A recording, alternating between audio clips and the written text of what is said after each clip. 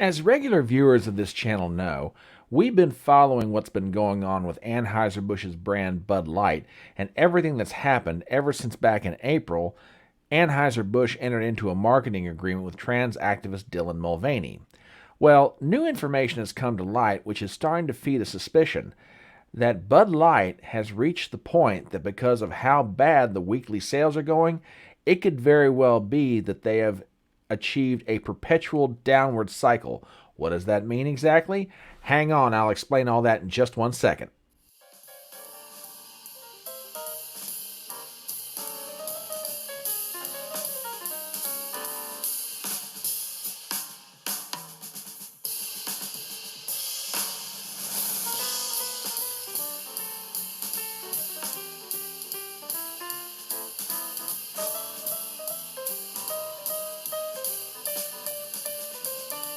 My name is Brian Trippett. I am your front porch conservative. Step on up to my electronic front porch and let's talk.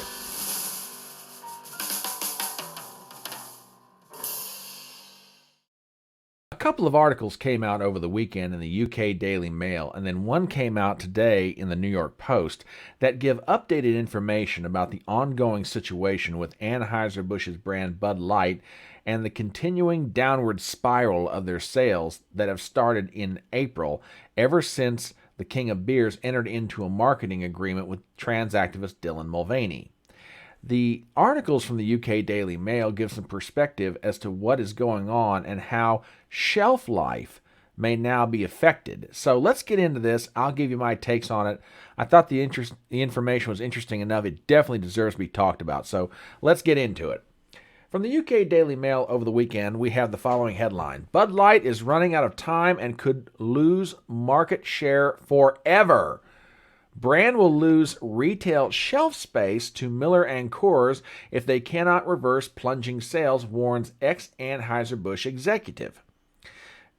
Written by Keith Griffith for the DailyMail.com, we read the following. If Bud Light sales continue to lag, the brand risks losing shelf space at major retailers to competitors and, quote, locking in lower market share, a former Anheuser-Busch executive has claimed. In recent weeks, Bud Light sales have been down roughly a quarter from a year ago as the brand faces conservative backlash over an April marketing deal with transgender influencer Dylan Mulvaney. Anson Freirich, the former U.S. president of sales and distribution for the St. Louis-based Anheuser-Busch, said that retailers such as Walmart and Kroger typically reset their shelf space allocations in the spring and fall based on sales data. For the fall reset in September, quote, they generally take sales data from April, May, June, and July, and then based off that data in that time period, they will reallocate shelf space, he told DailyMail.com in a phone interview on Saturday. If Bud Light continues to slump, that shelf space will be allocated to Miller Lite, Coors Light, Yuengling, and some other brands that have taken share from them, he said. Reading a little bit further into the article, quote, these brands will have better likelihood to succeed longer term because they have more shelf space, they have more inventory, they have more backstock, and they have more availability for consumers, he argued.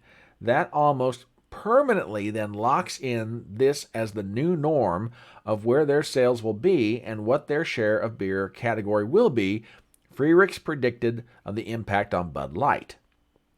Freirich said that the vast majority of beer sales, some 80 to 90%, occur at traditional retail outlets as opposed to sales at bars and restaurants. But Bump Williams, whose consultancy of the same name analyzes the alcohol industry, expressed skepticism that Bud Light faced an imminent reduction in shelf space at major retailers. He noted that in 2023 year-to-date sales, Bud Light is still the top-selling beer in the nation, although recent individual weeks it has dipped below Modelo Especial. Quote, Bud Light could lose shelf space based upon lost sales, but I'd be hard-pressed to believe that retailers would reduce shelf space on the number one selling brand in the country today on a year-to-date basis, Williams said in an email to DailyMail.com on Saturday. If at the end of 2023 we find that Bud Light dropped to the number two selling brand, they'll more than likely maintain their fair share of space. Now, folks, if you're wondering what all that means, let me break this down for you. Freerix is saying something that a lot of people are starting to suspect. It's the 800-pound elephant in the room that no one wants to talk about. Every retailer in one form or another has to figure out how much space they need to allocate for a certain product, be it beer or anything else. They do it on the basis of sales data.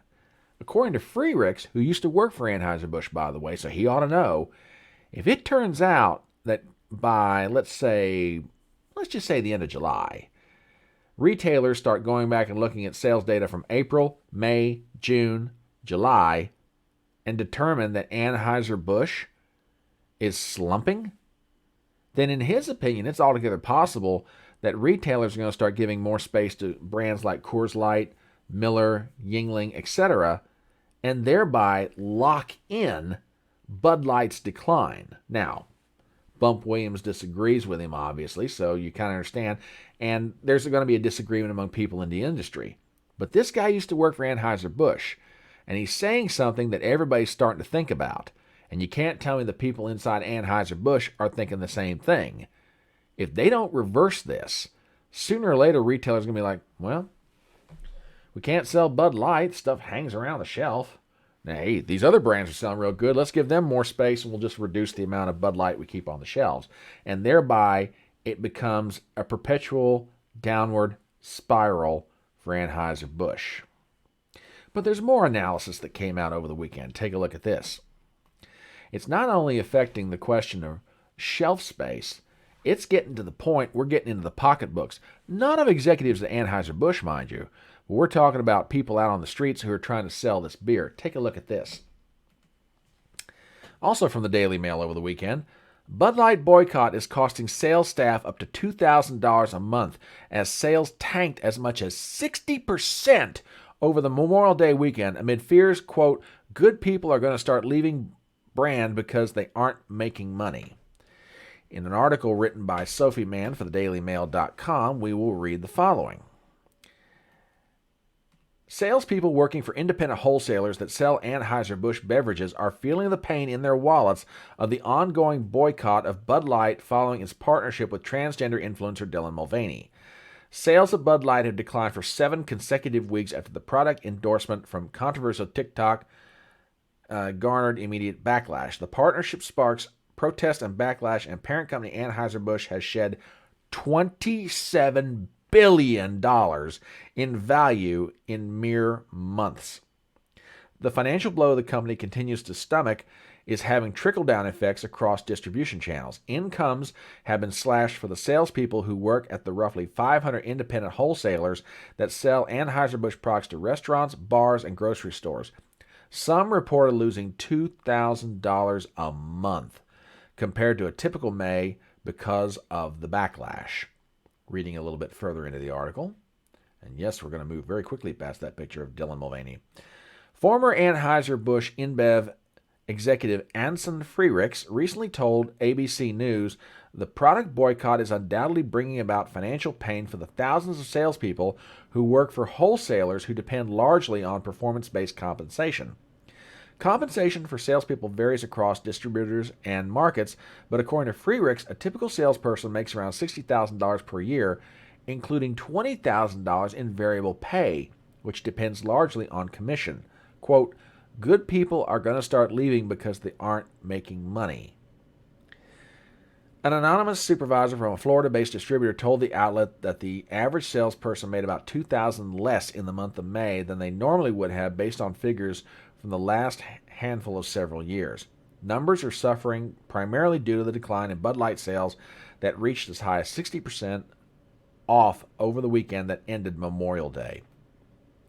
This really killed a lot of the guys who are commission-based. That's who it's really hurting. There's nothing that could be done. This was thrown in their faces. On an earnings call last month, Anheuser-Busch InBev CEO Michael Decoris gestured to the strain the boycott has placed on distributors and salespeople. Quote, this situation has impacted our people and especially our frontline workers, the delivery drivers, the sales representatives, our wholesalers. Bud owners, and servers. These people are the fabric of our business. They are our neighbors, family members, and friends. They are in every community in America. We're doing everything we can to support our teams. Okay, hold it. Hold it right there. Okay, I'm pissed. That's a damn lie. If you were doing everything that you claim you could be doing, you'd do the one thing that would bring this to a halt. A cessation of hostility. What you would do is you would come out and apologize to people who enjoy your product, who have enjoyed your product for years, in some cases going across generations of families, and you'd tell people we were wrong. Obviously, we didn't realize how this particular form of advertisement to try to expand our product, our customer base, was going to offend you. We are sorry. Please forgive us. That one thing right there, the acknowledgement that you are wrong and you asking for an apology, is doing everything you can to make this right. Mr. Decorus, Mr. CEO of Anheuser-Busch InBev, if you really care about these people who are your salespeople, your distributors, your wholesalers who are losing potentially up to $2,000 a month, you come out and you apologize for this. You bring this to an end. But you can't do it. You won't do it. You're too scared of getting caught on either end. You're scared on the one hand of the backlash, which is killing you financially. You're scared on the other side of trans activists that you think are going to raise holy hell with you if you go back on this. So you're in a mess of your own making. And speaking of trans activists, there was an article that came out from the New York Post, and this is really interesting. Everybody's been wondering ever since this got started, how in the world was it that Dylan Mulvaney found his way to Bud Light, to Anheuser-Busch? Who made the introductions? Who was the consigliere? We now know. Take a look at this article from the New York Post. Headline: Ad agency that tapped Dylan Mulvaney for Bud Light is, quote, in serious panic mode, says source. In an article written by Lisa Fickenshire, we read the following. An 8-year-old marketing firm out of San Francisco was responsible for Bud Light's partnership with Dylan Mulvaney, and the disastrous tie-up sent the firm into, quote, serious panic mode, the Post has learned. Captive 8, a San Mateo, California-based firm that pairs social media influencers with major consumer brands, is the outfit that introduced Anheuser-Busch to the 26-year-old transgender actor, resulting in a viral TikTok video that has since become a textbook case of marketing gone wrong. No, I call it a case of F around and find out. Apologies, folks. Let me bring up the article. Should have done that sooner. My bad. Nationwide backlash over the video, which unleashed a firestorm when it posted on April 1st, showed Mulvaney holding a Bud Light can while taking a bubble bath. Okay, we'll skip past that because everybody knows what it was. Quote, there was a lot of chatter among employees about what blowback the firm might face over the botched campaign, according to a source. Internally, the company was in serious panic mode. It couldn't immediately be learned whether Captive 8, which claims to have a database of more than 1 million influencers on YouTube, TikTok, Instagram, and Twitter, was also responsible for the now infamous Bud Light beer can that bore Mulvaney's image. It also wasn't clear whether Captive 8 played a direct role in producing Mulvaney's TikTok video. Captive 8 didn't respond to repeated requests for comment.